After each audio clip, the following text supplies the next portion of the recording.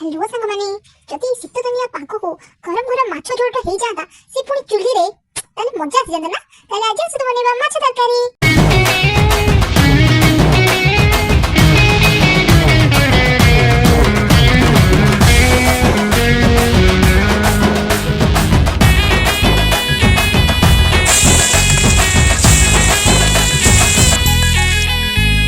माछ चंपी नेला माछ रंका आसी धान खाई गला बणी तमे जो कथा पुजुर पासर आमे सेई कथा जानी चोर देखि देला कबाट फाकरी मो घर सुना खणी नीति रातिरे आसी कि मागुची दब के गिलास पानी एफर फाजली फाजली जे फर जवानी एच पर हाथ देखिले हे जाय दीवानी।